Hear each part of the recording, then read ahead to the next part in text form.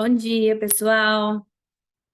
Eu sei que licitações e contratos não é um dos temas prediletos dos concurseiros, mas eu garanto a vocês que ao longo das nossas próximas aulas, pelo menos, essa matéria vai deixar de ser uma preocupação, tá? Então, vou falar o que eu tinha planejado e o que eu estou me propondo a fazer. Quando a gente pensou nessa primeira aula, eu tinha pensado em falar sobre alguns temas em separado de licitações e contratos, mas eu recebi muitas mensagens de alunos falando que têm dificuldade de estudar licitações e contratos, tem sido uma das questões que a gente tem tido a menor média. Então, o que eu pensei em fazer? Pegar os principais pontos da lei nova e a gente trabalhar cada um desses pontos numa aula em separado, para a gente tentar fazer, ainda que seja parcial, um módulozinho de licitações e contratos dentro da nossa turma, tá? Então, hoje eu vou falar com vocês sobre a ideia da lei nova, noções gerais e focar em planejamento, para que vocês consigam entender qual é a ordem de um processo de licitação. E aí, a nossa próxima aula é com a professora Soraya, ela vai falar de agentes de contratação. Na terceira aula, eu vou falar de contratações diretas. Depois, a gente vai fazer uma aula para falar sobre procedimentos especiais. E uma última aula para falar sobre contratos, tá? Então, assim, eu acredito que vocês vão ficar com um caderno bem completo. E aí, para começar, já falo um pouco sobre bibliografia. Eu sei que vocês vão ficar assustados se olharem o tamanho dos livros de licitações e contratos. Geralmente são livros muito grandes, quase como um vade-mecum. E aí a gente acaba ficando desanimado de estudar, achando que a matéria é muito longa. Mas não fiquem desencorajados por causa disso, não. Por exemplo, o livro do Rony Charles, que é um livro grande, é um livro com uma leitura fácil, uma leitura fluida. Ele divide muito bem os temas. E vocês vão ver que a gente acaba não usando todo o livro. A gente tem um foco especial em alguns artigos, de maneira que você não é obrigado a ler aquele livro de capa a capa, tá? Então, eu já deixei essa indicação. O livro do Rony Charles é muito bom. Quem quiser comprar um livro assim completo, até para depois, quando já estiver trabalhando como procurador, o livro do Rony é excelente. Um outro livro excelente é o do Rafael Oliveira, também é muito bom. O livro do Joel também é muito bom. Para essa parte de doutrina conceitual, o livro dele tira muita dúvida. Mas se eu fosse estudar para uma prova de procuradoria, eu hoje focaria ou no Rony ou no Rafael Oliveira, tá?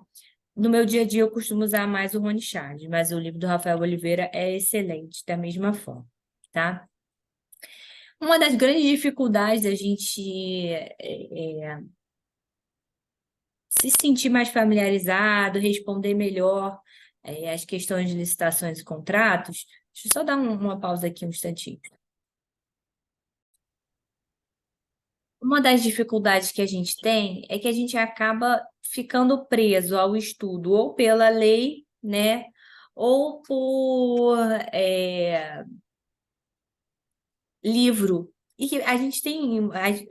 Reparem, os livros de licitações e contratos, por isso que eu gosto tanto do Rony Charles, eles tendem a ficar reproduzindo o artigo de lei, então você não consegue desenvolver aquele raciocínio, porque você só tem o texto da lei e aqui o comentário sobre o texto da lei, né? Não, ele não te traz os problemas para resolver, e isso acaba dificultando esse desenvolvimento do raciocínio. Como é que você consegue dominar licitações e contratos? Quando você começa a resolver problemas, tá? Então, todas as questões que chegarem no curso de licitações e contratos, respondam com um carinho especial, porque a melhor forma de estudar licitações e contratos é resolvendo casos concretos, tá?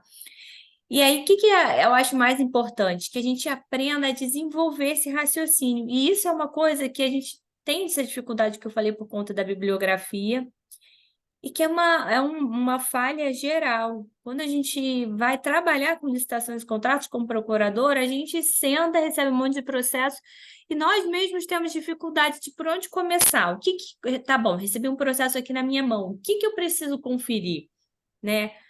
Quais são os aspectos que são problemáticos numa licitação? Por onde começar?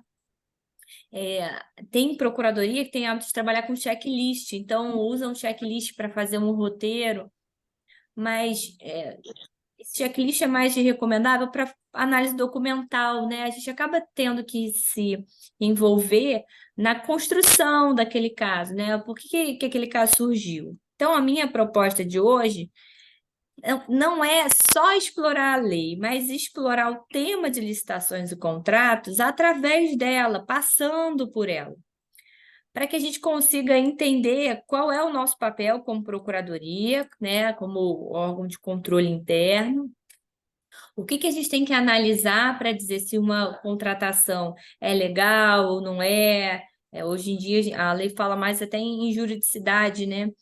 Então, é importante que a gente comece a entender o problema como um todo, para só a partir daí ir chegando nos pontos que são mais importantes para a gente estudar dentro da lei, tá?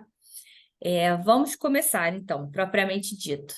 Se alguém tiver alguma dúvida depois ainda sobre bibliografia, já tem algum livro sobre o ponto, posso usar, pode me mandar mensagem depois que a gente vê juntos, tá?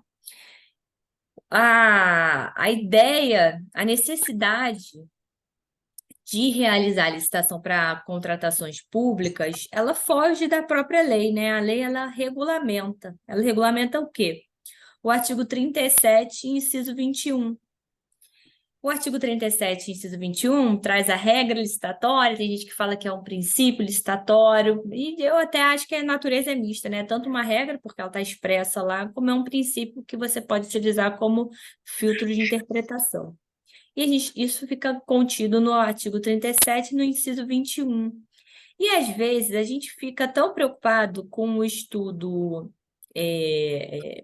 tentar encaixar um caso concreto na lei nova, tentar encaixar o caso concreto em alguma jurisprudência que a gente leu, e a gente deixa de aproveitar uma oportunidade excelente que é do próprio texto do inciso 21. O próprio texto constitucional, ele é muito completo, né? Ele é muito direto e sem exagero. Muitos casos a gente consegue resolver só com ele, só através do dispositivo constitucional, sem ter que lembrar de alguma doutrina específica, mas diretamente com alguma previsão dali, tá? Eu vou abrir ele aqui para a gente ler juntos e ver quais são os pontos mais importantes. Então, a gente tem aqui, artigo 37, inciso 21. Ressalvados os casos especificados na legislação, e aí, para quem tiver com vade-mecum, eu queria que sublinhasse esse trecho. Eu já vou explicar por quê. As obras, serviços, compras e alienações serão contratados mediante processo de licitação pública, que, aí agora sublinha de novo, assegure igualdade de condições a todos os concorrentes, vírgula, com cláusulas que estabeleçam obrigações de pagamento, aí agora sublinha de novo, mantidas as condições efetivas da proposta, nos termos da lei, o qual somente permitirá as exigências de qualificação técnica e econômica indispensáveis à garantia do cumprimento das obrigações. Pode sublinhar esse final também, o somente permitirá até o obrigações. Esses 4 trechos que eu pedi para vocês sublinharem, que estão ali na Constituição, né, em um inciso teoricamente simples, que numa leitura rápida só traria para a gente a mensagem de que é obrigatória a realização de licitação, ele traz várias respostas para as nossas perguntas mais frequentes no dia a dia, tá? Então, curiosamente, são os dispositivos que mais são objeto de jurisprudência dos tribunais de contas. Então, quando eu analiso se uma contratação foi feita dentro da constitucionalidade, eu já de cara preciso avaliar. Houve igualdade de condições entre os participantes, né? E aqui é importante avaliar também a impessoalidade da contratação, especialmente nos casos de contratação direta, né? Os casos em que a gente não puder proporcionar essa igualdade de condições entre os participantes, muitas vezes porque não existem requisitos objetivos para escolher uma proposta, para selecionar a proposta mais interessante, a gente vai falar de uma contratação direta. Tá? Então, vai ser um caso de excepcionalidade. Por que a gente fala das contratações diretas? Porque as contratações diretas são constitucionais. A própria Constituição ali a gente viu que faz a ressalva de ressalvados os casos especificados na legislação. Em alguns casos, especialmente nos casos de inexigibilidade, de especialização, notório conhecimento, a gente tem uma característica que a gente não consegue estabelecer algum critério direto e objetivo para escolher aquela proposta. Por exemplo, vamos supor que a gente está querendo contratar um professor para dar um treinamento sobre a nova lei de licitações para a administração pública, tá? Qual é o critério que eu tenho para utilizar aqui, né, numa licitação? Menor preço? Não faz sentido, né? Não, um professor com menor preço não necessariamente seria o mais, o mais, não diria capacitado, que fica meio preconceituoso, né? Não seria o mais indicado, não seria uma pessoa que já tem mais experiência prática, que tem um nome consolidado no mercado, né? Então, não poderia usar o critério de menor preço. Técnica e preço, técnica para um serviço de palestra, não é possível de você estipular, né, os critérios aqui. E aí, então tem que ser o professor mais caro, tem que ser o mais antigo, nem sempre o professor mais antigo é o que está mais atualizado. Então você não conseguiria estipular um critério objetivo. E é isso que faz com que a contratação seja legítima de maneira direta. Por quê? Porque é um serviço singular, e aí não confundam serviço singular com serviço excepcional, extraordinário, que só uma pessoa consegue fazer. Não é que só uma pessoa consegue fazer, mas eu não consigo objetivamente estipular critérios para a seleção dessa pessoa, tá? Isso é um erro muito comum de a gente achar que um serviço singular, uma contratação por inexigibilidade tem que ser com um caso que só alguém faça aquele serviço, não necessariamente, tá? Então, outro ponto que eu vou já analisar de cara é o equilíbrio econômico-financeiro do contrato. Então, eu falei sobre a igualdade de condições entre os participantes, que está prevista ali no inciso 21. E um segundo problema que eu já enfrentaria de cara só com a Constituição é a ideia de equilíbrio econômico-financeiro do contrato. E aqui, nesse ponto, a gente vê muita dificuldade de compreensão por parte da administração pública em geral. Por quê? Porque nesse ponto é importante a gente entender as diferenças entre um reajuste, que pode ser interpretado de maneira ampla, o reajuste em sentido estrito, a revisão e a repactuação. Esses pontos, que eram tratados de maneira muito rápida na Lei 8.666 de 93, estão tratados nos artigos 134 a 136 da Lei Nova, tá? Sendo bem sincera, a Lei Nova poderia ter tratado deles com maior detalhamento, mas não fez. Mas tudo bem, não é nada que vá fazer falta na aplicação da lei em si, tá? Até porque grande parte das procuradorias tem já seus entendimentos fixados sobre o tema, e a gente acaba utilizando mais os enunciados nesse sentido do que o próprio texto da lei em si, tá? Então, vou abrir um parêntese aqui, esse foi um tema que foi pedido por vocês no nosso grupo de WhatsApp, para explicar a diferença entre reajuste, repactuação e revisão, tá? Não se esqueçam que quando a gente fala em reajuste, a gente fala de reajuste num sentido amplo. O que é um reajuste no sentido amplo? É qualquer alteração nessa cláusula de pagamento, né? Nessa cláusula de valor do contrato, sendo mais técnica. Qualquer alteração referente ao valor do contrato eu chamo de reajuste num sentido amplo, né? Porque eu estou dizendo que foi reajustado, houve uma alteração. Mas existe o reajuste em sentido estrito, que é o reajuste que a gente utiliza, é o termo que a gente utiliza para corrigir a desvalorização da moeda em virtude da inflação, tá? Então, é um reequilíbrio do contrato em virtude de perdas inflacionárias diante do curso normal da economia, né? Ele é devido a partir do decurso de 12 meses da data da apresentação da proposta ou do orçamento a que se referir, tá? Isso vai depender da previsão no edital e no contrato, e ele pode ser calculado através de índices específicos ou setoriais. A gente tem IPCA, IGPM, pode até o contrato prever mais de um índice, quando a gente tiver um contrato que tem um objeto múltiplo, né? Então, a gente usa um índice para esse objeto do contrato e esse outro índice para esse outro objeto do contrato, tá? Então, reajuste, eu estou falando para recomposição de perdas inflacionárias, eu vou usar algum índice setorial. Ok? A repactuação é diferente. A repactuação, ela só envolve os casos em que a gente tem serviço contínuo com dedicação exclusiva de mão de obra, tá? Vou falar sobre isso agora.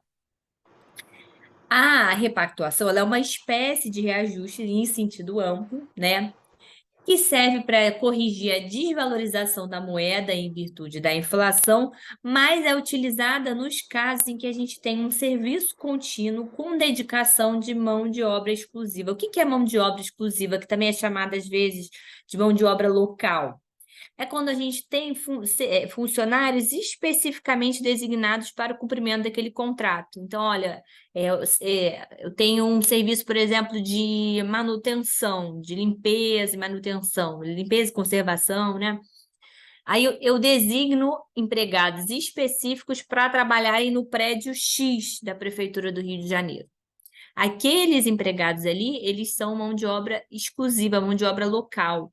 É diferente, por exemplo, de uma empresa que preste serviço de poda de árvore e ela tenha um carro em que ela coloque todos esses empregados que fazem poda de árvore e eles vão em todos os locais do município fazendo poda de árvore onde for necessário. Então, às vezes ela faz aqui no Rio, às vezes ela até tem outros contratos em Niterói, em São Gonçalo, e esses mesmos empregados vão realizando essa tarefa em localidades diversas, tá? Conseguiram entender a diferença?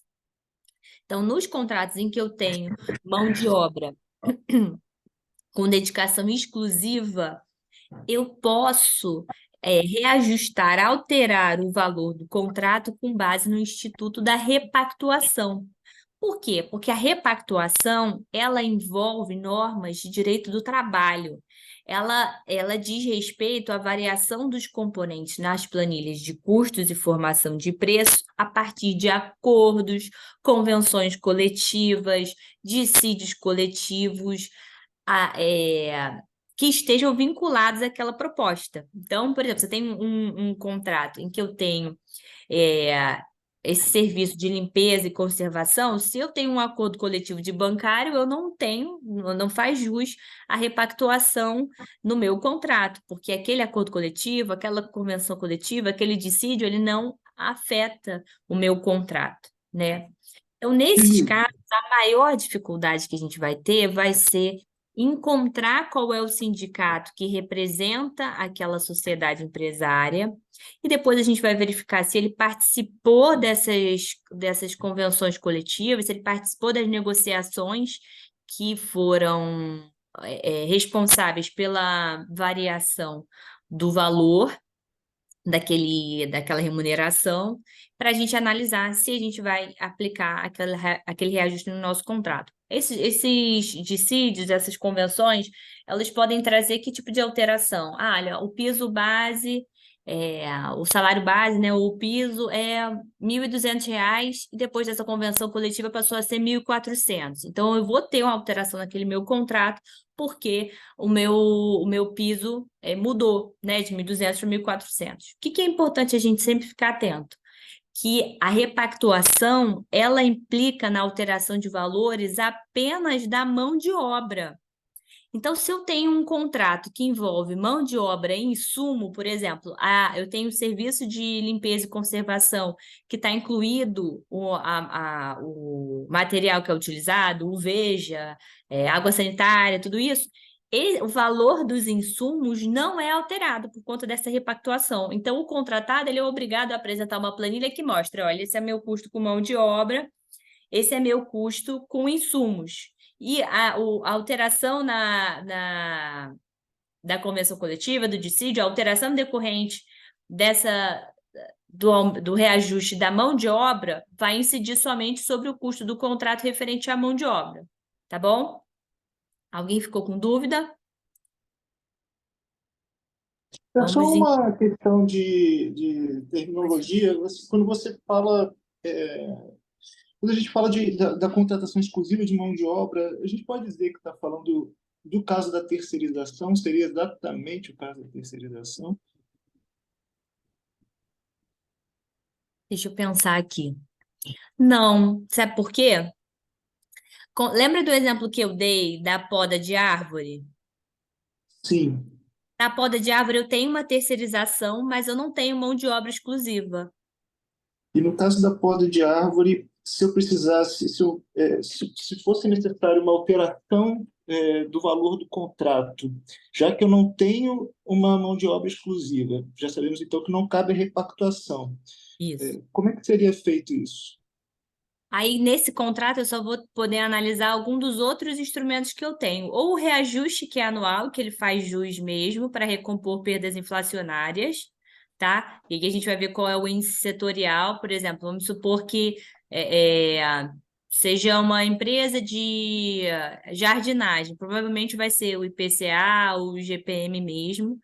Ou a gente vai analisar se essa alteração tão grande que houve em razão de um aumento muito significativo no valor da mão de obra implicou no desequilíbrio econômico-financeiro do contrato. E aí a gente iria por aí, né, dentro de uma espécie de revisão. Mas qual o problema, Guilherme? Nesses casos, em regra, esse aumento do valor da mão de obra que seja muito alto, ele só vai poder ser imposto à administração pública se ele for de fato imprevisível, tá? Se não está dentro do risco do negócio, Se estiver dentro tá do risco bom? do negócio, mesmo um contrato em que você tenha, nesse caso, com a poda de árvores, é um contrato basicamente só de prestação de serviço, sem fornecimento de mercadoria, né? Nesse caso de poda de árvore, geralmente tem, porque geralmente tem, ele envolve o funcionário que faz a poda de árvore, os tratores, as máquinas que retiram os galhos, a caçamba para colocar depois. Geralmente esse contrato é de insumos e de mão de obra. É só para fechar o raciocínio, desculpa, eu não vou continuar me Tá. estendendo, não, mas mesmo Não, mas nesse, pode nesse falar, a contrato aula vai ao vivo haver, para isso, para tirar dúvida, mas fala de novo que eu não ouvi. mesmo nesse contrato, então, vai haver o reajuste em sentido estrito, possivelmente com base no IPCA ou algum outro índice. O reajuste a gente tem para todos os contratos. Na lei anterior, a gente dependia de uma previsão tanto no contrato como na lei para que ele fosse aplicável. Mas agora na lei nova, ainda que não haja previsão na lei, o reajuste ele é devido. O Perfeito. Tá ótimo. reajuste, que é por recomposição inflacionária, ele não está alterando o valor do contrato, entendeu? Ele está só Sim, mantendo aquela mesma equação, sim, tudo bem, tá ótimo. tá? Por Tudo que bem, que eu falei assim, olha, vai depender de se for um fato muito imprevisível. Por quê? Porque, em regra, se houve algum aumento do custo, algo do tipo, ele vai ser absorvido pelo contratado, que, quando fez a sua proposta, já tem que levar em consideração esse tipo de risco, sabendo que ele não fará jus a uma eventual repactuação. Tá? Então, tenha certeza que quando o concessionário, quando o licitante faz a sua proposta, ele já leva em consideração todos esses cenários. Olha, pode ser que daqui a um ano esse contrato já esteja desequilibrado, Por que a lei nova acaba alterando muito isso? Com a lei nova, a gente tem prazos mais longos dos contratos, né? E eu acho que, até por conta disso, houve essa preocupação em designar melhor os riscos de cada parte nos contratos. Por quê? Porque na Lei 8666, os contratos, em regra, tinham a duração do exercício financeiro de 1 ano. Então, quando terminava 1 ano, se tivesse tido, por exemplo, uma convenção coletiva e tivesse aumentado muito o valor daquele contrato, o contratado poderia simplesmente dizer: olha, não tenho interesse em prorrogar o contrato, porque aquele valor que eu apresentei na minha proposta, hoje em dia, ele não me atende mais. Entendeu? Aham. Ótimo. Beleza. É... Tem um acórdão importante do TCU, que é o 1309 de 2006, que vai dizer o seguinte: olha, na repactuação, eu tenho que fazer essa tabela que eu estava falando com vocês, né? Eu tenho que demonstrar analiticamente a variação do componente dos componentes dos custos do contrato, separando o que é mão de obra e o que é insumo, tá? Para que a gente aplique. Deixa eu só tirar aqui da tomada. Voltando, porque a gente precisa saber exatamente qual é o valor do contrato referente à mão de obra e qual é o valor do contrato dos insumos.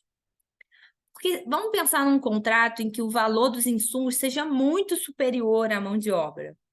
E aí eu tive um dissídio coletivo que garantiu um aumento de 10% para a remuneração de uma categoria. Se eu aplico 10% em cima do valor de todo o contrato, houve um enriquecimento sem causa do contratado, né? Houve um desequilíbrio econômico-financeiro. Aquele contratado está obtendo um favor, obtendo um benefício muito maior do que aquele inicialmente proposto naquela relação contratual.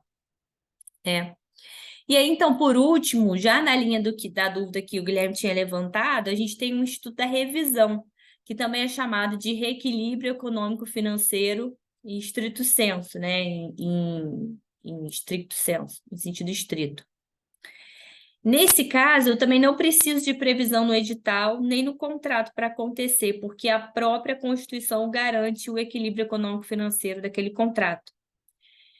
E aí, nesse caso, eu também não dependo de nenhum fator temporal. Ela pode ser concedida a qualquer tempo ao longo do contrato, sempre que for necessário para manter aquele equilíbrio econômico-financeiro. Mas fiquem atentos, porque a revisão ela só pode acontecer quando houver um fato posterior que seja imprevisível ou, sendo previsível, as consequências tenham sido incalculáveis, tá? Que sejam decorrentes de caso fortuito ou força maior, ou por alguma situação que tenha sido gerada pela própria administração pública, por atos legítimos, mas que causam impacto nos contratos, que é aquilo que a gente chama de fato do príncipe. Meu dog aqui, barulhento. Vai passar. Então, voltando lá ao artigo 37, no inciso 21, a administração pública ela pode fazer, quando da abertura daquele edital, quando do termo de referência, fazer exigências em relação à qualificação técnica e econômica. Qualificações que ela entenda que são indispensáveis à garantia do cumprimento das obrigações. Ela pode fazer isso, é legítimo. Por quê? Porque a administração pública ela não é obrigada a contratar a pessoa mais disponível ou a pessoa mais barata. Isso é um engano muito grande que a gente tem, né? Especialmente quando a gente está falando de prorrogação do contrato, um dos requisitos que a gente tem que comprovar para realizar a prorrogação de um contrato é a análise de vantajosidade. O que significa isso? É como se fosse um combo de economicidade, o valor daquele contrato, mais a satisfação da administração pública. Então, isso significa que, muitas vezes, quando eu prorrogo um contrato, aquele contrato não é o melhor preço. Eu posso acabar fazendo uma pesquisa de preço e descobrir que existem outros possíveis contratados com preço melhor no mercado, mas não me interessam. Por quê? Porque eu posso dizer que esse preço está compatível com o preço do mercado, é um pouco acima, mas não está de maneira discrepante, né, do valor do mercado, mas que a qualidade da prestação daquele serviço ou que a qualidade daquele produto é tão grande que para mim é interessante manter aquele contrato, ainda que não seja o valor mais barato. Até porque vocês não podem esquecer que o simples fato de você parar, fazer uma licitação, começar uma contratação nova do zero, isso também tem um custo, né? E isso também tem que ser levado em consideração. Tem o custo de desmobilização, o custo de você treinar uma nova pessoa, o custo de você passar a fiscalizar um contrato diferente, com partes diferentes. Então, tenham sempre isso em mente, tá? Mas aí, voltando. Existem hipóteses que vão autorizar a revisão do contrato, que é esse equilíbrio econômico-financeiro que está previsto na Constituição, mas não se esqueçam que não é qualquer variação no contrato que vai autorizar essa revisão. Eu preciso de um fato imprevisível ou previsível, mas de consequências incalculáveis, um caso fortuito, força maior, ou alguma situação gerada pela própria administração, que a gente chama de fato do príncipe. Por que isso, gente? Porque se qualquer alteração no valor daqueles insumos, qualquer alteração no mercado, eu pudesse automaticamente alterar o valor da contratação com a administração pública, contratar com a administração pública seria o melhor dos mundos, porque eu estaria sempre me beneficiando do melhor cenário possível.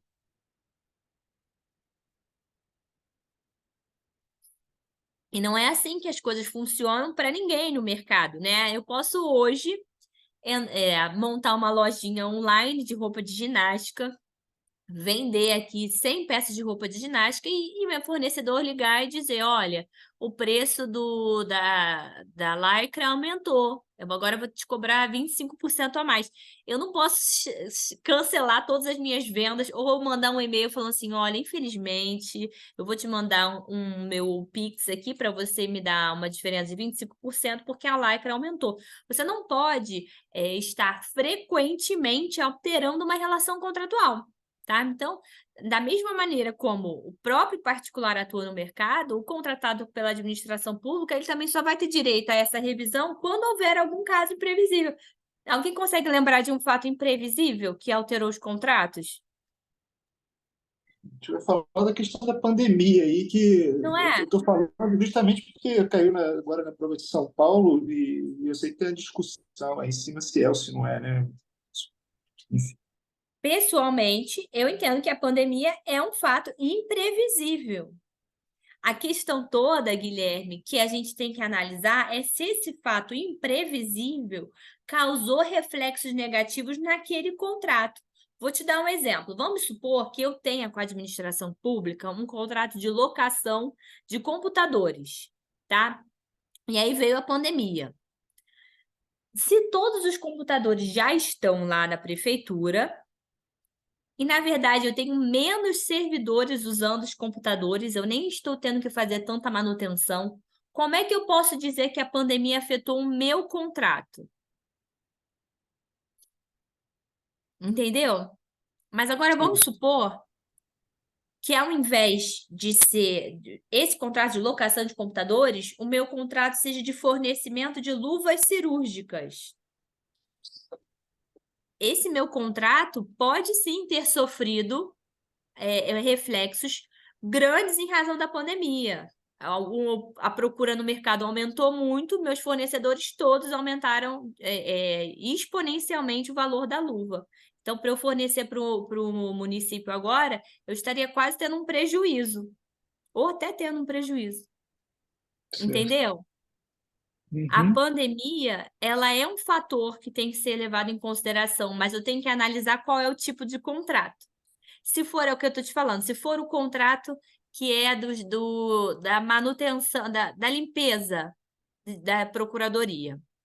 Durante a pandemia, ela teve de reflexo negativo? Na verdade, ela deve ter tido que limpar menos, né? Aham. Aí, talvez seria o caso da administração pública querer questionar o valor daquele contrato, né? Olha, eu não tenho como manter o contrato da maneira que está. O que acontece muitas vezes nesses casos? A administração pública suspende a execução do contrato. Em Niterói, isso foi feito em muitos contratos. Olha, a gente não tem como executar esse contrato agora, não tem ninguém trabalhando na procuradoria, não tem como limpar nada lá. Vamos suspender esse contrato. Por quê? Porque em algum momento eu vou voltar a precisar desse serviço. Não faz sentido eu rescindir agora, mas nesse momento não faz sentido eu continuar pagando o valor que eu estou pagando para você não prestar serviço nenhum. O que me parece que teve a discussão, pelo menos no âmbito acadêmico, é que no caso da pandemia não teria havido uma vontade do Estado de realizar essa interferência, né? Foi uma questão de força maior ou caso fortuito, não sei. Seria caso fortuito ou força maior, não seria fato do príncipe, né? Doutrinariamente, parece que tem pessoas que defendem que não seria o fato do príncipe, né? A minha opinião é de que seria um caso fortuito ou força maior, né? Acho que até força maior é conceitualmente o mais adequado. Mas seria a hipótese B, né? Eu dei 3 hipóteses. Mas então, voltando, até quando a gente tem uma situação excepcional, a gente tem que analisar o tipo de contrato. Por isso que é difícil dar uma resposta objetiva. A pandemia é reequilíbrio econômico-financeiro. Depende. Depende do contrato.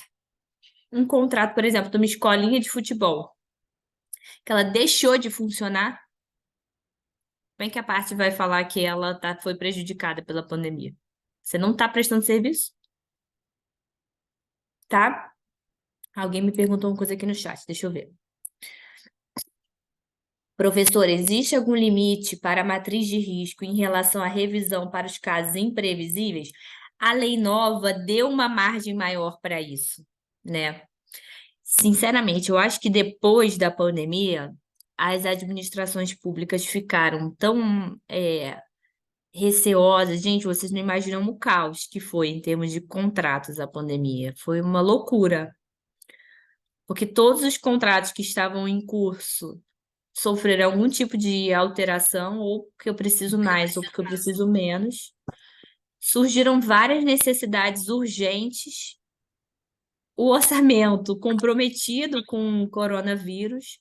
Então, foi um ano, foram dois, não, o 2021 já foi menos, mas 2020 foi um ano muito difícil de trabalhar com licitações e contratos.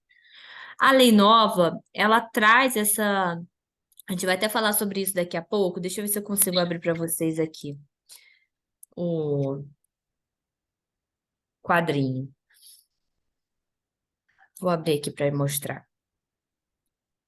A lei nova, vocês conseguem ver minha tela, né? Deixa eu colocar aqui se vocês conseguem ver. A lei nova, ela trouxe uma liberdade maior, né, para essa divisão de risco. Por quê? Por que houve essa preocupação com os riscos na lei nova? Vou botar aqui, ó. Deixa eu ver se eu consigo dividir minha tela com vocês. Peraí, primeiro eu tenho que botar a tela cheia. Ai.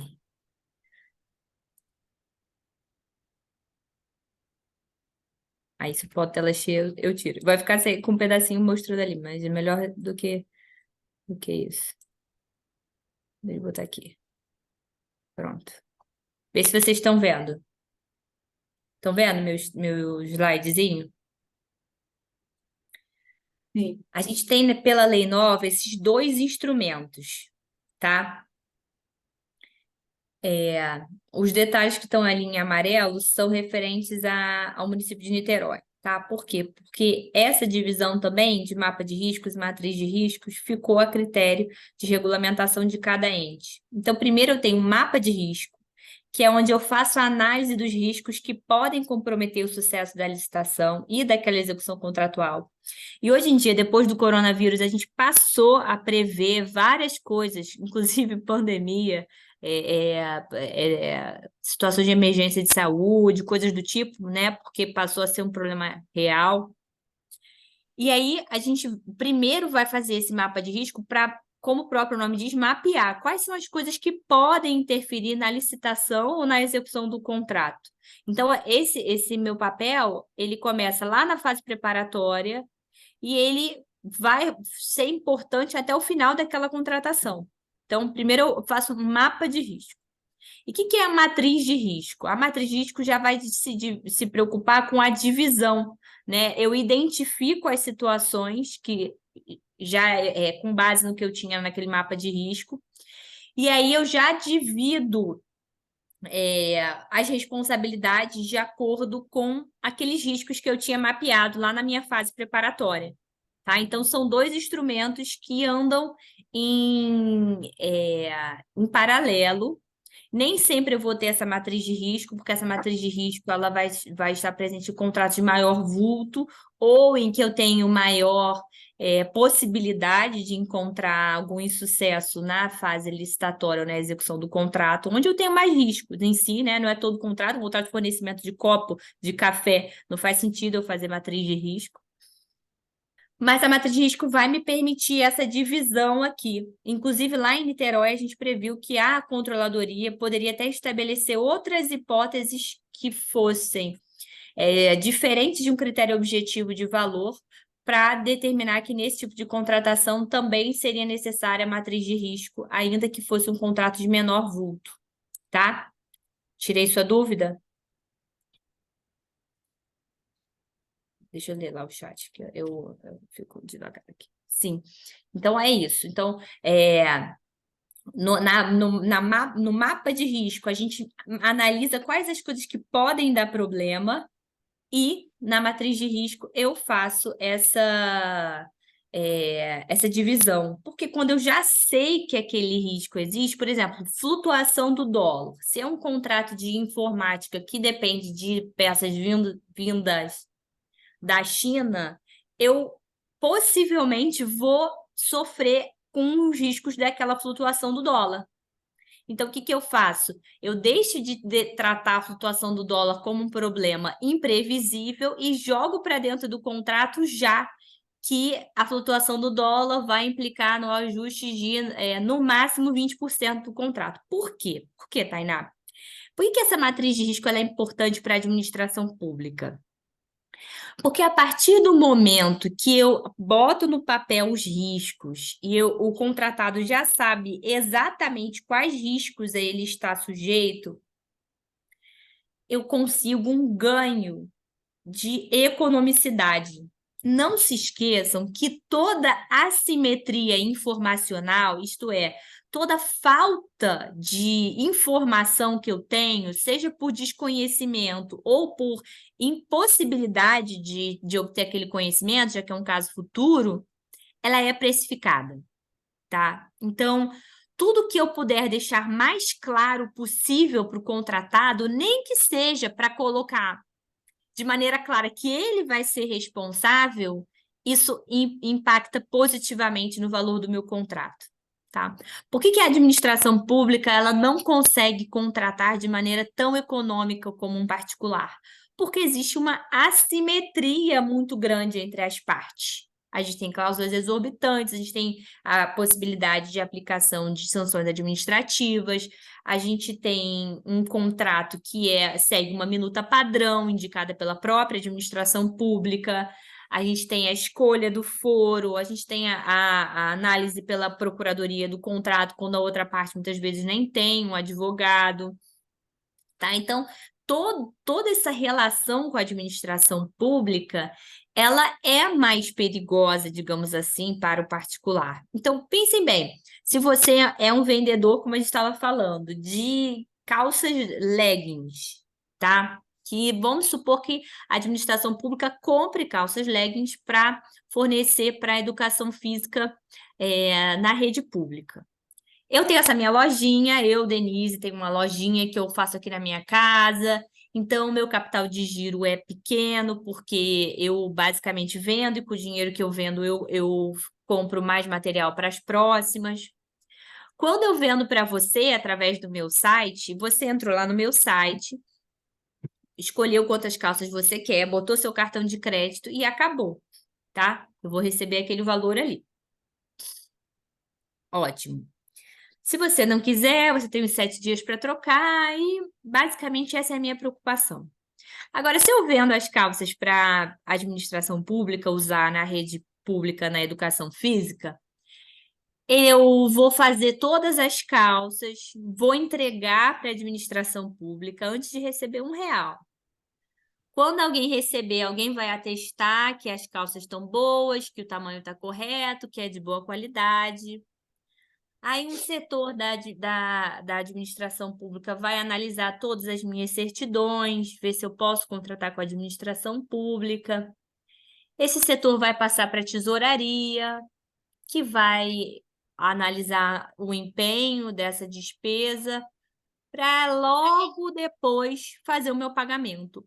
Isso, às vezes, é um prazo de 1, 2 meses que eu não teria como arcar. Como ficar 2 meses tendo adiantado, né, todo o custo daquelas calças sem saber se eu vou receber ou não.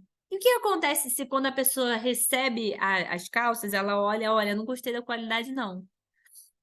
Então, eu não vou atestar aqui o recebimento dessa calça, não, eu vou te devolver. E aí, eu tive todo aquele custo para nada. Por isso que a gente descobre que quem contrata com a administração pública são grandes empresas, entendeu? Por quê? Porque elas precificam tudo isso. Ah, se eu ficar 3 meses sem até receber da administração pública, eu tenho capital de giro para ficar 6 meses sem receber. Então, a diferença é que quando ele compra de mim, eu tenho uma calça legging por R$ 50. Quando ele compra da grande empresa, ela tem por 75. Por quê? Porque ela compra a minha calça e vende para a administração pública. Entenderam?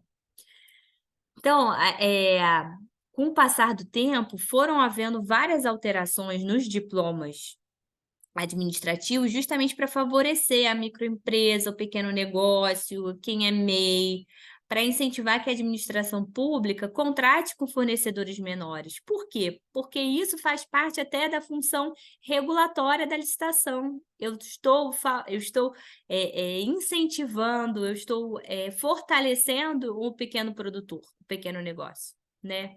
Porque se ao invés de eu ficar preocupado em conceder algum empréstimo para uma pequena empresa, não precisa disso, posso contratar direto dela e fazer com que assim ela tenha um potencial econômico mais desenvolvido, tá? Entenderam? Podemos seguir. Então a gente vai viajando aqui, eu vou trazendo vários pontos importantes para vocês, tá?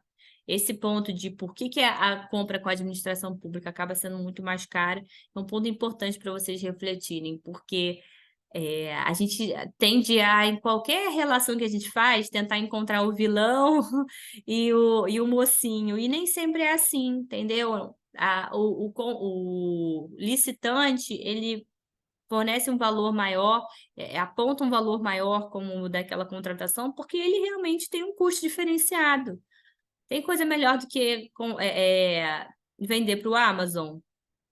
O Amazon te paga na hora. Você recebe a mercadoria daqui a 48 horas. Não posso comparar uma relação que eu tenho com a Amazon que eu tenho com a administração pública, né? São outros requisitos. É por isso que se fala tanto em, mas tem que flexibilizar, porque acaba que o procedimento licitatório ele é tão complexo que ele faz com que haja essa precificação negativa. Mas se você flexibiliza, você perde em outros pontos. Você perde, talvez, na análise maior de legalidade, num controle mais fácil dessa economicidade. Então, tudo tem seus pontos importantes.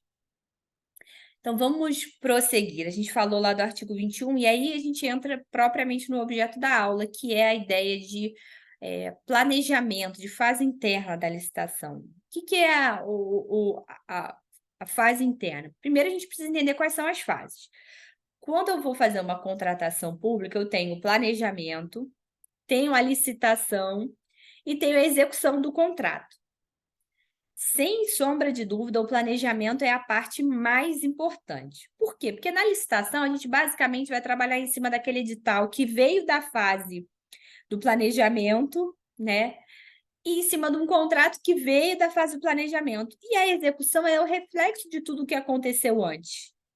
Então, ela vai ser o espelho das fases anteriores. Então, se elas forem bem feitas, a execução vai ser uma execução tranquila. Se elas não tiverem sido bem feitas, vai ser uma execução problemática, né? E aí, problemática não só de ilegalidade, mas porque faltaram quantidades, o quantitativo não foi adequadamente mensurado, a qualidade daquele produto não era boa, foi fornecido, mas a qualidade era ruim. Então, tudo isso tem que ser levado em conta, que são problemas na execução, são falhas das fases anteriores, de planejamento e da licitação.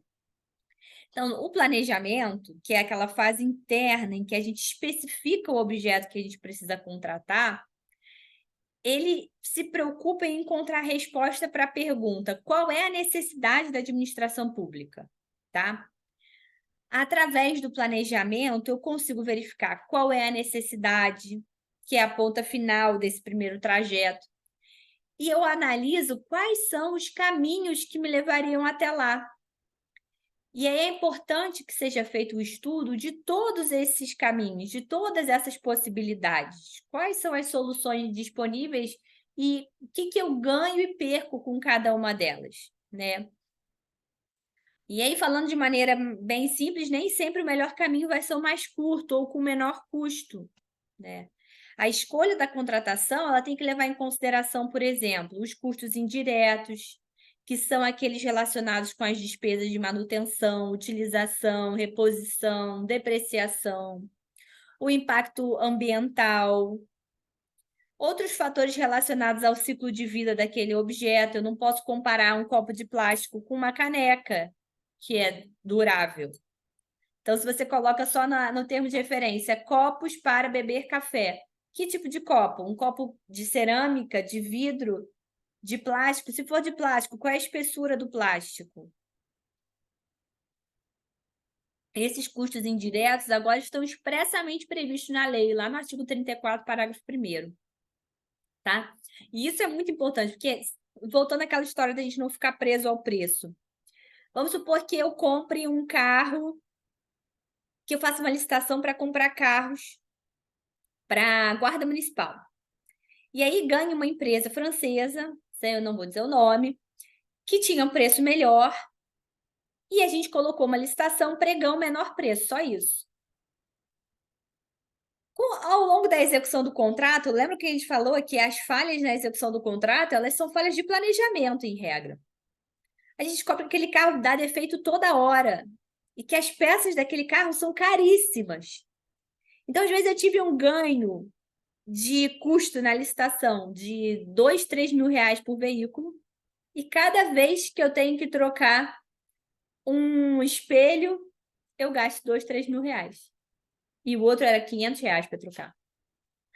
Então, esses custos indiretos de reposição de peça, garantia, tudo isso, essas facilidades, elas têm que ser consideradas.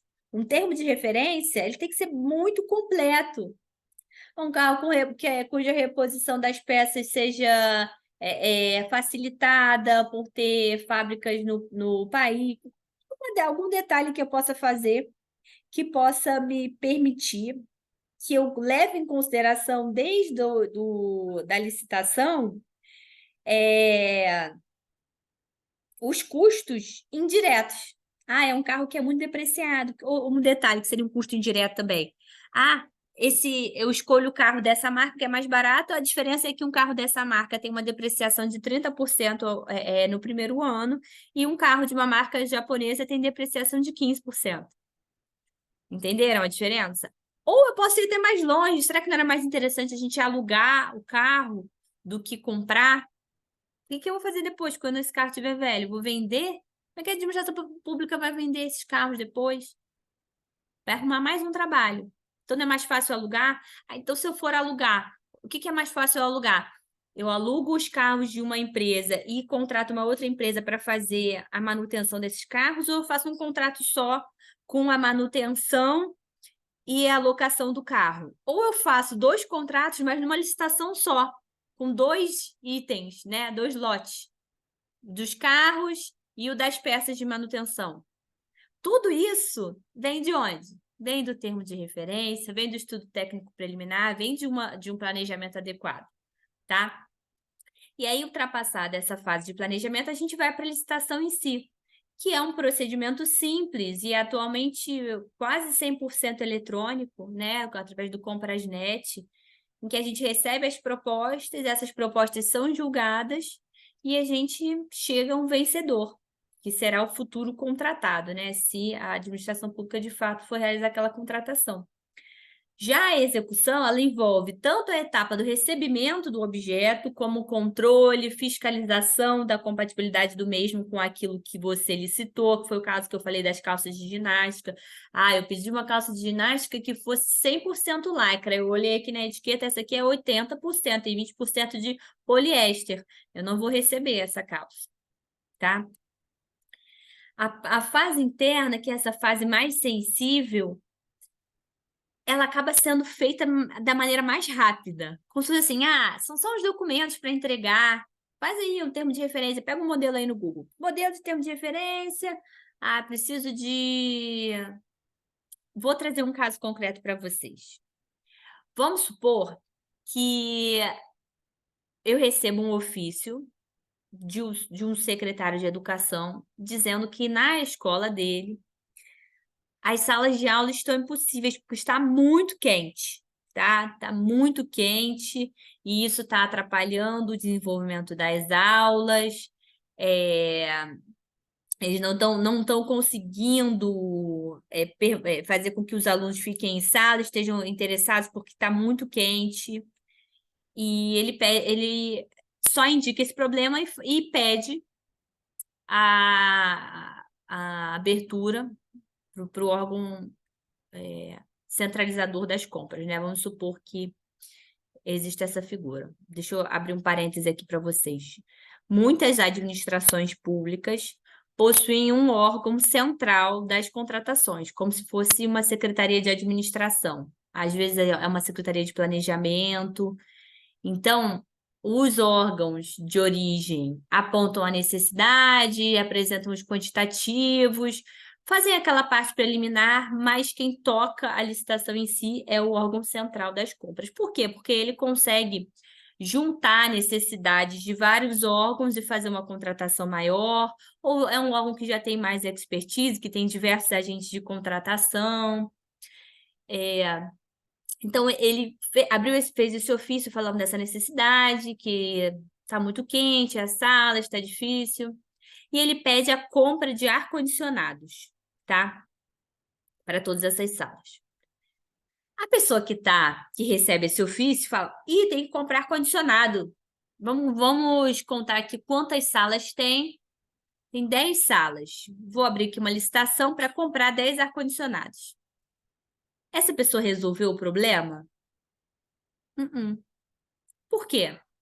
Mas estava calor, ele pediu ar-condicionado, abriu uma licitação aqui, quantas salas tinham e pediu ar-condicionado. Eu tenho que identificar qual é a necessidade e, a partir dessa necessidade, eu vou descobrir qual é o melhor caminho. Lembra do que a gente conversou? Se as salas estão muito quentes, não necessariamente eu preciso comprar 10 ar-condicionados. Às vezes, a melhor solução vai ser muda de lugar. A gente já tem um prédio todo equipado com ar-condicionado que seria um bom local para essa escola funcionar. A gente pode mudar de lugar. Ou, realmente a gente precisa desses ar-condicionados, mas a melhor solução não é comprar, é alugar, né? Serviço de... tem um nome específico de... Esse serviço de locação de ar-condicionado, de empresa de resfriação, blá, blá, blá. Tem até um nome específico para isso. Então, é mais interessante a gente alugar. Ou pode ser que o mais interessante não seja nem mudar de lugar, nem alugar, mas comprar. Só que comprar um só ar central que faça esse resfriamento de todas as salas. Mas pode ser que no final do estudo técnico preliminar eu descubra que as opções de alugar o ar-condicionado, colocar um ar central ou comprar os ar-condicionados para cada sala, não funcione, porque eu vi que a rede elétrica desse prédio não comporta essas alterações de ar-condicionado. Aliás, é por isso que até hoje não teve ar-condicionado ali. E aí? E se eu já tivesse comprado 10 ar-condicionados, gente? O que eu faço com eles? Só um instantinho. Falou do Amazon, adivinha o que era? Era a Amazon. Aqui em casa é o dia inteiro o Amazon. Eu compro até sabão em pó no Amazon. Então, voltando. O que esse estudo levou à conclusão? De que eu não poderia trocar os ar-condicionados ali, colocar, quer dizer, ar-condicionados ali. E agora imagina se eu já comprei 10 ar-condicionados, gente. Vocês entenderam a importância do princípio do planejamento? A solução dentro da administração pública ela é muito mais complexa do que a gente imagina. Não é simplesmente, estou precisando de copos de café, vou licitar aqui copos de café. Então, ok, quais são as outras secretarias que precisam de copos de café? Não, você não vai licitar por um pregão comum, é melhor fazer um registro de preço e a gente vai pegando os copos aos poucos. Então, quando um processo chega para vocês, quando um problema chega para vocês, a análise é muito mais abrangente do que simplesmente preciso de ar-condicionado, compra ar-condicionado. A gente tem que analisar todo esse planejamento anterior. E aí não cabe a mim, que sou procuradora, dizer se essa escolha foi acertada ou não. O que eu preciso é que eles saibam quais são os riscos e que eles tenham, de fato, analisado cada um desses. Tá? Entenderam a diferença? Então, beleza. Já ficou alguma dúvida aqui? Vocês, quando eu falei que precisava comprar os ar-condicionados, vocês pensaram nesses outros detalhes? Quem pensou? Tipo, será que lá cabe ar-condicionado? Será que tem voltagem? Ninguém pensou, né? Não pensou, ninguém pensa. E aí, o que acontece? Chegou para mim um caso que falava de comprar uns eletrodomésticos para montar um centro social, era algo assim do tipo. E aí eu falei assim, ok, mas você já viu, ó, devolve para a secretaria e pede para ela esclarecer se tem tomada para tudo isso lá. Porque teria que ter uma tomada a cada 2 milímetros. Era tanto aparelho de tomada, micro-ondas, televisão, sanduicheira, nananana. E aí depois nem voltou. Eu acho que eles devem ter pensado assim, ih, gente, lá nem tem o tomada. E teve um caso emblemático aqui no estado do Rio, que foi isso que aconteceu. Um governador, não me lembro qual foi, não estou escondendo, não, realmente não me lembro qual foi, ficou sabendo que tinha necessidade de ambulâncias, estava precisando de ambulância, estava demorando muito tempo de atendimento da ambulância. E aí, quando foi aberto o processo, contrataram várias ambulâncias, compraram vários carros de ambulância. Aí, depois que foram entregues, não tinha ninguém para operar a ambulância, não tinha paramédico, não tinha material, não tinha enfermeiro, não tinha motorista, porque na licitação não pensaram nisso. Pensaram assim, era preciso de ambulância? Compra ambulância. E aí nem foi feito esse estudo de será que não é melhor alugar? Tudo isso tem que ser levado em consideração, né? A administração pública não é a nossa casa, que quando alguma coisa não atende mais, a gente dá para o primo, né? Joga fora, qualquer coisa. Eu não posso me desfazer de bens assim. Tudo isso tem que ser levado em consideração. Por isso que, às vezes, alugar acaba sendo uma solução melhor, né? Então, vamos lá. Então, no primeiro momento do planejamento, eu vou constatar que existe uma demanda a ser atendida, que é o momento que a gente fala de identificação da necessidade. E aí, num segundo momento, que é aquilo que a gente falou de, está muito quente na sala de aula, né? Nesse momento 2, eu tenho que analisar o plano anual de contratação. Beleza, está muito quente. Mas deixa eu ver se está planejado para esse ano a aquisição do ar-condicionado ou do serviço de manutenção, de refrigeramento, blá, blá, blá. Deixa eu ver se está previsto no plano de contratação anual. Agora, com a lei nova, eu tenho que analisar isso, tá? Se está previsto no plano anual de contratações. Por quê? Porque é nesse plano em que eu identifico como administração pública quais são as minhas necessidades a serem priorizadas, porque vocês sabem que a necessidade da administração pública é imensa, né? Eu não tenho como é igual filho. Seu filho nunca vai falar para você assim: "Não, eu não quero mais nada". Qualquer hora que você entrar numa loja de brinquedo, vai ter uma necessidade nova. Hoje é massinha, amanhã é geleca, depois slime, uma Barbie nova.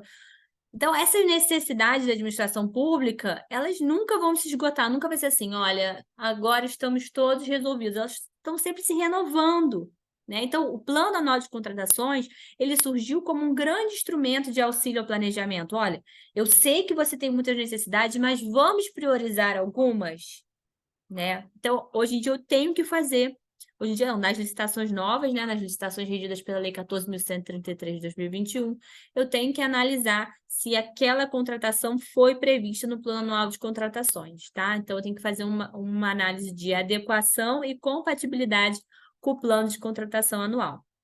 E no momento 3, eu faço uma reflexão sobre eu tenho a minha necessidade, ela está prevista no Plano Anual de Contratação, é isso que eu vou fazer? Sim. E aí eu faço um documento de autorização da contratação, né. Aí a contratação é autorizada. O que que significa essa contratação de autorização? "Olha, pode prosseguir a licitação aqui". Eu não estou autorizando a compra, eu ainda estou no planejamento, eu estou autorizando o prosseguimento daquele procedimento de contratação.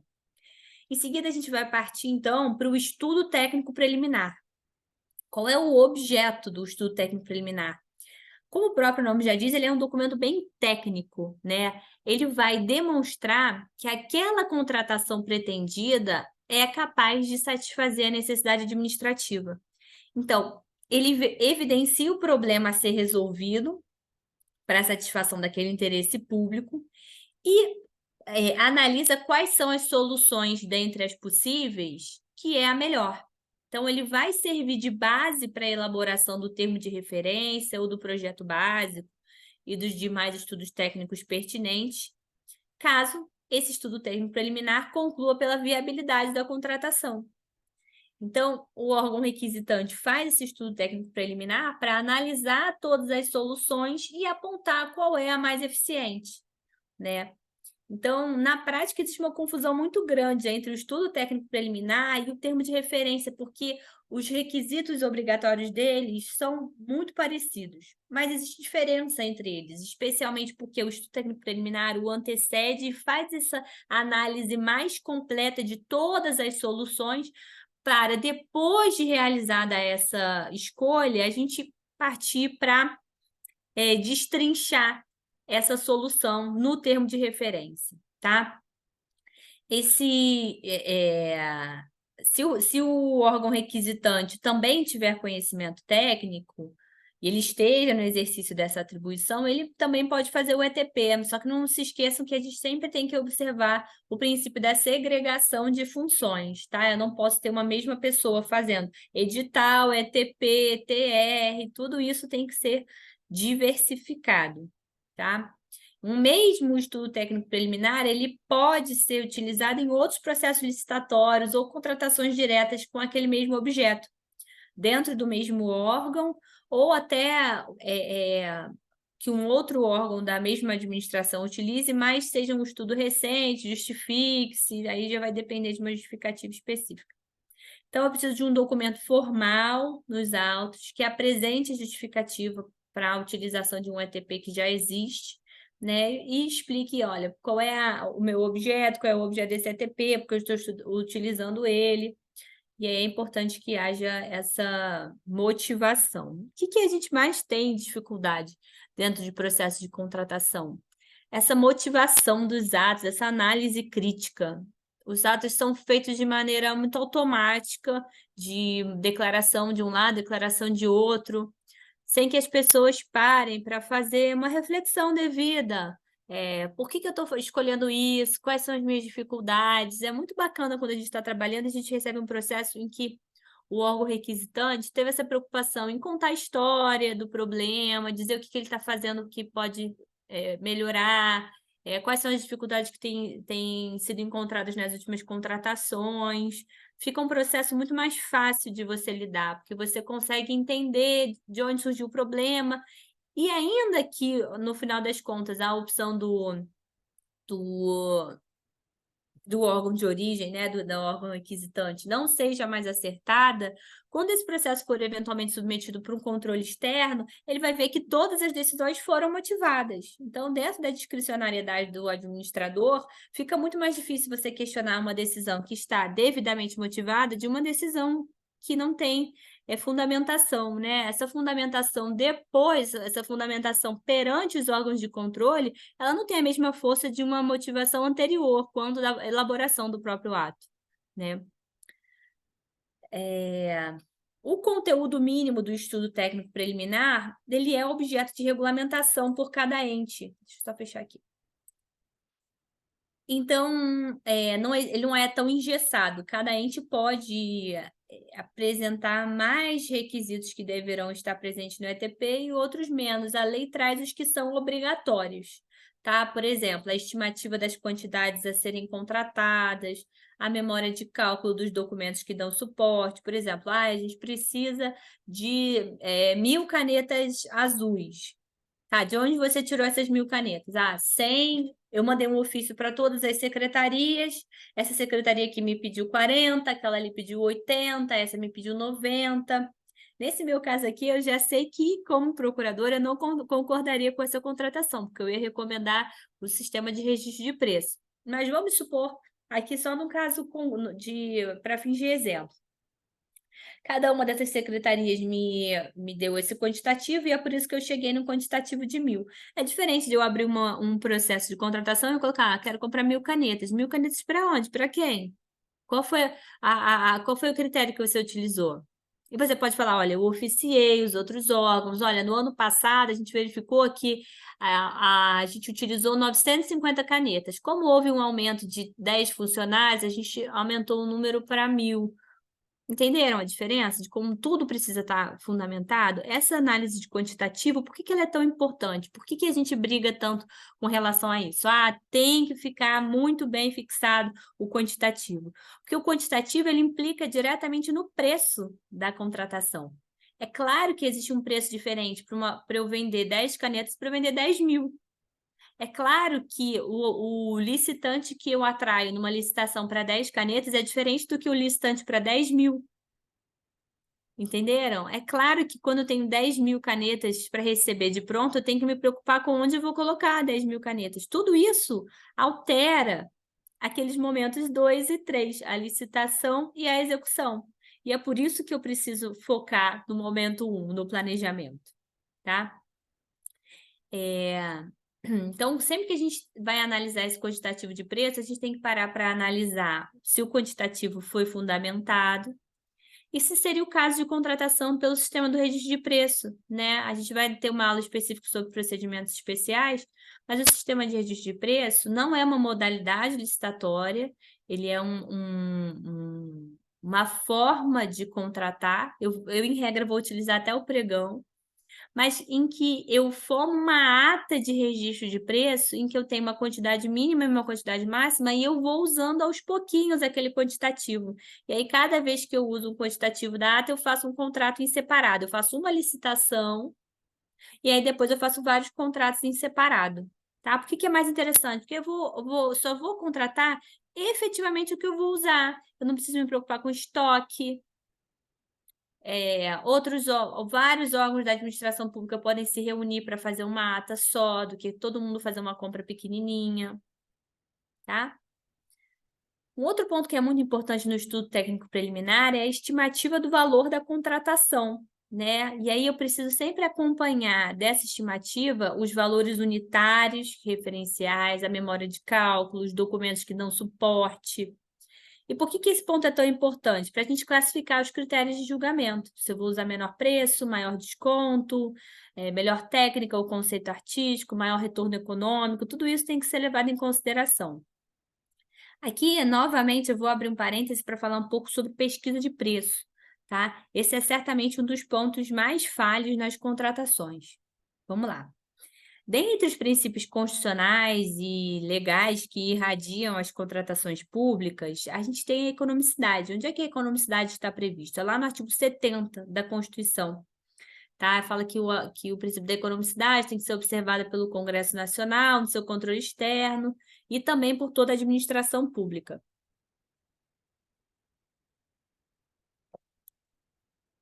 Esse princípio, né, que também, como a gente chama os princípios de mandado de otimização, ele tem como objetivo principal fazer com que a administração pública atue de forma a atenuar os gastos públicos, mas atenuar os gastos públicos sem que haja comprometimento dos padrões de qualidade, né? Porque se eu focasse exclusivamente no menor preço, eu poderia afetar a qualidade das minhas contratações. Então, uma contratação que obedece ao princípio da economicidade, ela é ao mesmo tempo, ela ao mesmo tempo me permite um ganho de economia de valor, mas também um ganho na qualidade técnica, tá? Então, é imprescindível que o Estado sempre analise a economicidade das suas contratações.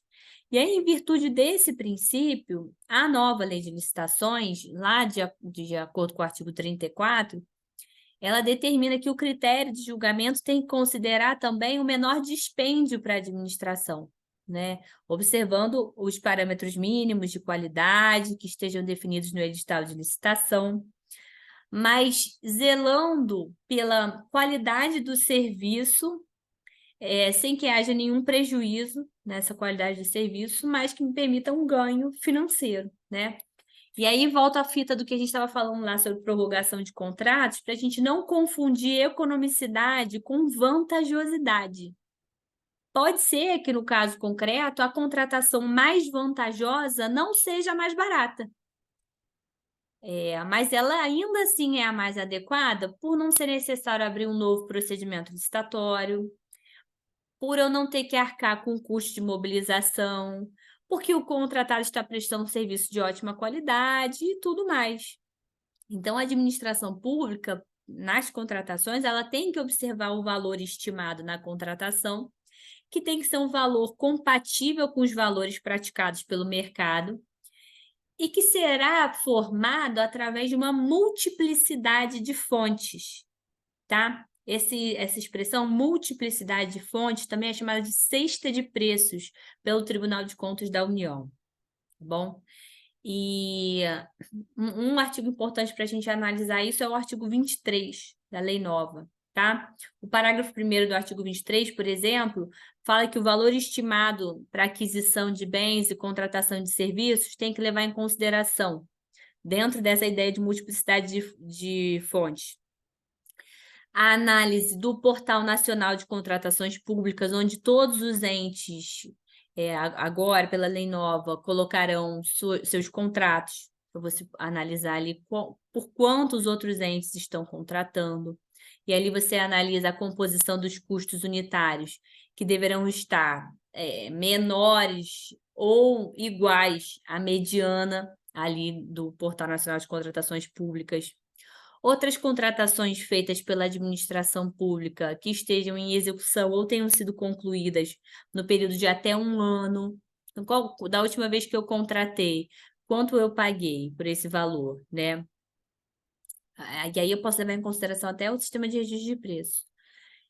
Outros dados da mídia especializada, uma pesquisa, né, jogar no Google, ver quais são, busca-pé, quais são os preços que estão sendo praticados no mercado, sempre lembrando que eu tenho que separar, porque obviamente o valor que está ali no busca-pé, no Mercado Livre, vai ser diferente do preço para a administração pública. Então, não significa que eu só posso contratar se for um preço igual ou menor àquele, mas aquele é um bom referencial, né? Eu não posso contratar pelo dobro daquele valor, né?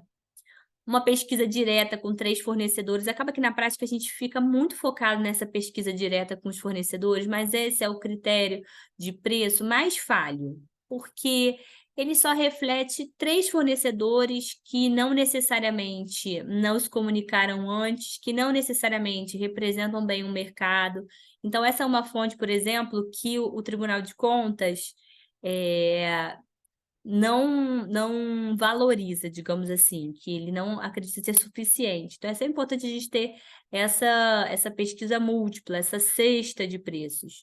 E um outro ponto também importante é a pesquisa na Base Nacional de Notas Fiscais Eletrônicas. Deixa eu ver, por exemplo, esse fornecedor, quanto ele cobrou em outros contratos, né? Cada ente regulamenta a sua pesquisa de preço de uma forma. Lá em Niterói, por exemplo, até a nova lei, a gente tinha o decreto 12.517 de 17, que traz os requisitos para uma boa pesquisa de preço. Agora, a gente trouxe para dentro do decreto que regulamenta as contratações a pesquisa de preço também. Então, o ente pode trazer quais são os critérios que ele entende que devem ser atendidos para que uma pesquisa de preço seja considerada eficiente, tá? E aí, em seguida, a gente teve o momento 3, no momento 4, pesquisa de preço. No momento 5, a gente vai fazer aquele mapa de risco, a matriz de risco que a gente começou no comecinho da aula. No momento 6, a gente tem a requisição do objeto. Eu já sei qual é o objeto, já sei qual é o custo dele, e aí eu faço essa requisição expressa, né, específica daquele objeto. No momento 7, eu posso ter a elaboração de um anteprojeto, caso seja necessário no caso concreto, né? Ou um termo de referência, o projeto básico, projeto executivo, né? Nas contratações comuns, a gente vai ficar no termo de referência, a gente vai falar só em anteprojeto, projeto básico, quando a gente vai falando de obras. O que é, então, o termo de referência? Ele vai ser um documento também obrigatório para todos os processos licitatórios, para todos os processos de contratações diretas também. Sempre que eu tiver uma contratação destinada à aquisição de bens, contratação de serviços, até para a obra, se for um serviço comum de engenharia, em que eu vou utilizar pregão, né? Eu vou fazer esse termo de referência. Então, eu só não vou fazer esse termo de referência quando eu tiver aqueles serviços específicos de engenharia, que aí eu vou ter um anteprojeto. O que tem que estar no termo de referência? A definição do objeto, a fundamentação da necessidade da contratação, se for uma contratação de TI, né, de tecnologia da informação, computação, eu preciso fazer um termo de referência mais robusto, em que eu fale sobre as necessidades tecnológicas, as necessidades do negócio, para eu poder fazer uma análise a partir daí, com essas informações técnicas. Eu tenho que ter a justificativa para o parcelamento ou não da contratação. Ah, por que você fez uma contratação para esse objeto aqui e fez uma outra contratação para aquele objeto? Por que você não fez uma contratação só para os dois? Se fosse o caso, você podia dividir em lotes. Tudo isso tem que estar previsto no termo de referência, tá? Porque a autoridade ela tem que fazer essa análise do que é interessante fazer em termos de contratação, através de uma contratação só, o que é melhor parcelar, né? Às vezes a gente parcela porque se fizer uma contratação só com um objeto muito grande, a própria realização da licitação é dificultosa, ou se é uma contratação só com objeto grande, a gente não vai conseguir atrair pequenos fornecedores, que é o nosso interesse naquela contratação, tudo isso tem que ser analisado, tá? O TR tem que dizer se vai ser vedado ou aceita a participação de diversas empresas na forma de consórcio, né? Se você quiser vedar, você tem que justificar.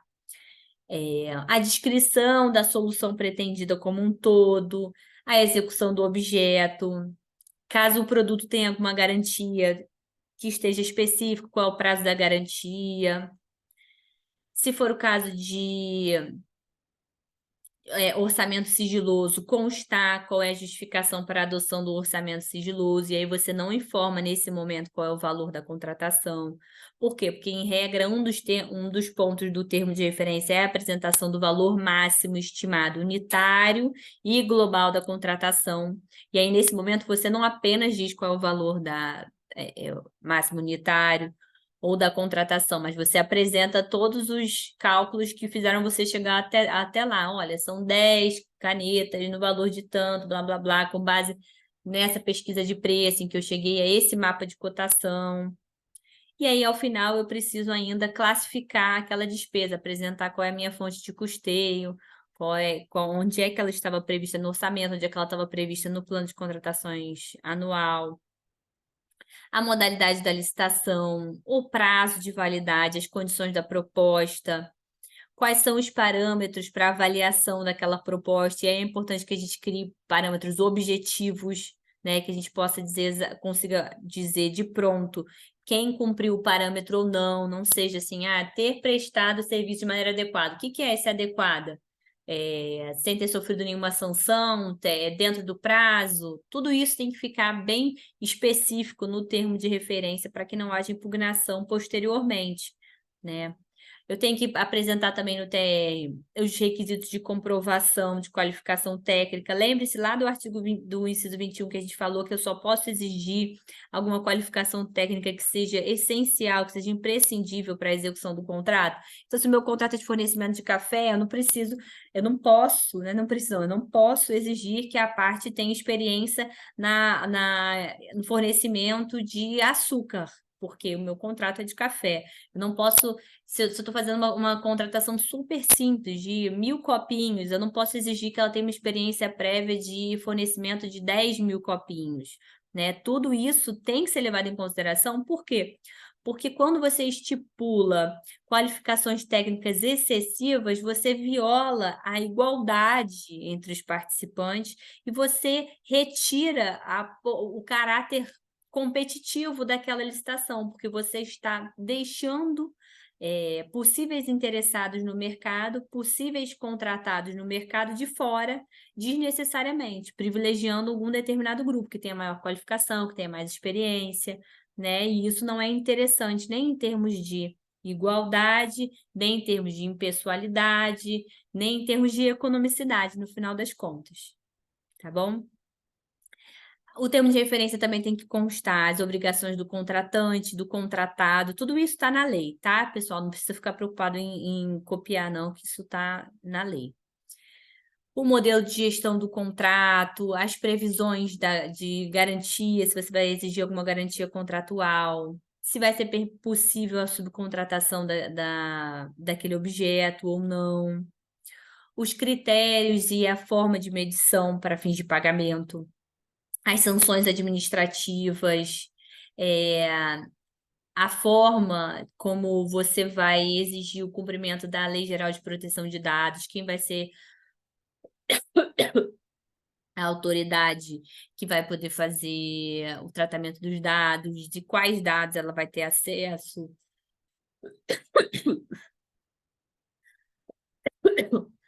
E, além daquelas previsões que estão na lei, todas aquelas que sejam necessárias para que aquele contrato seja cumprido a contento, né? E aí, nos processos em que for realizada a análise de riscos, o termo de referência tem que apresentar as medidas de tratamento para mitigação desses riscos, tá? Então, eu apresento os riscos e já digo quais são as medidas que eu vou adotar para mitigar esses riscos. Com o termo de referência em mãos, a administração pública faz a pesquisa de preço propriamente dita. Ela sai daquela estimativa que estava lá dentro do TR e passa a fazer a pesquisa efetiva de preço, para alcançar a estimativa de valor. Por quê? Porque dentro lá do TR eu tenho que ter uma noção mínima de custo para eu poder saber até se eu tenho orçamento para fazer. E aí, em seguida, eu faço a pesquisa de preço já mais completa, que é o momento 8, né? Que é a ampla pesquisa de preço, deixa de ser uma estimativa para ser uma ampla pesquisa de preço, e eu chego até uma estimativa de valor. E aí, com todas essas informações em mãos, eu vou utilizar todas essas informações que eu juntei até agora para elaborar o edital e elaborar os anexos respectivos. O edital acaba repetindo grande parte dessas informações do termo de referência e, além disso, o termo de referência é um anexo do edital, tá? Então, você pode, no próprio edital, falar assim, conforme o termo de referência, anexo 1, por exemplo. Você não precisa reproduzir exatamente o que está no termo de referência no edital, tá?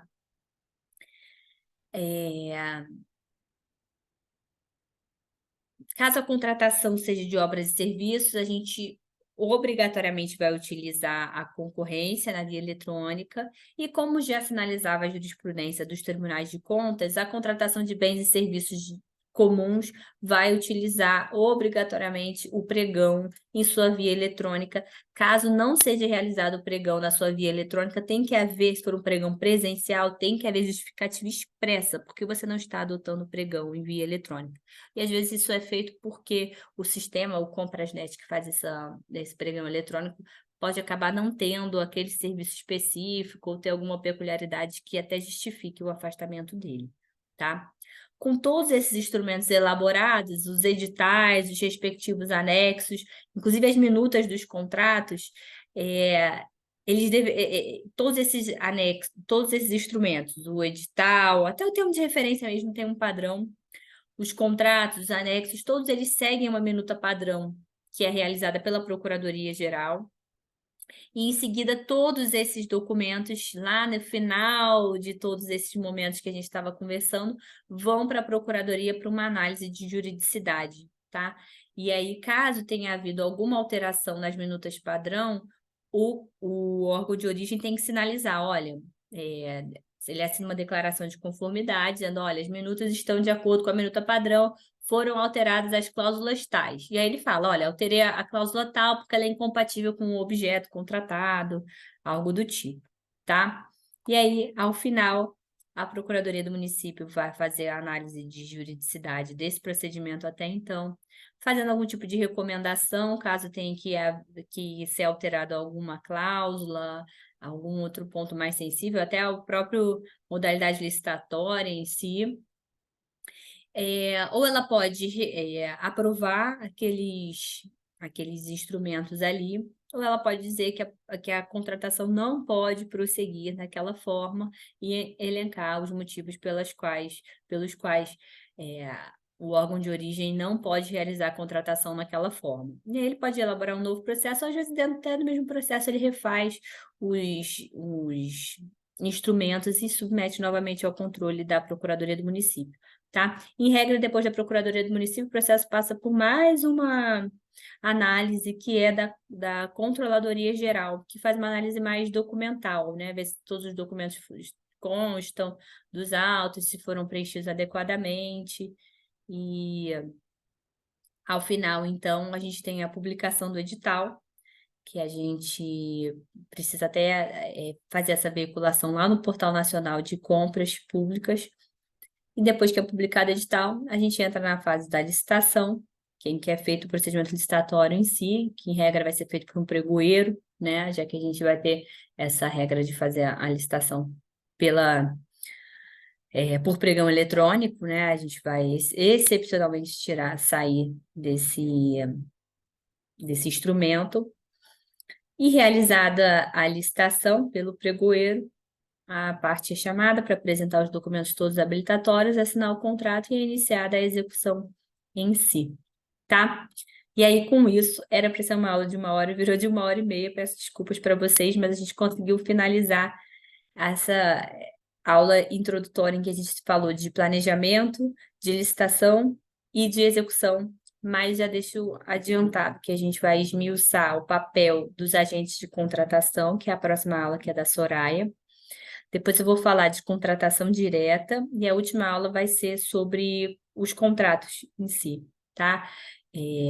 Cláusulas exorbitantes, detalhes dos contratos com a administração pública e como isso funciona na prática. Espero que vocês tenham curtido e que licitações não esteja mais assim tão distante da realidade, já que com exemplos práticos a gente acaba conseguindo ter um pouco mais de familiaridade com o assunto. Obrigada, Guilherme. Bom dia para você. Obrigada, Ariel. Obrigada, Tainá. Até a próxima, pessoal. Um beijo, bons estudos.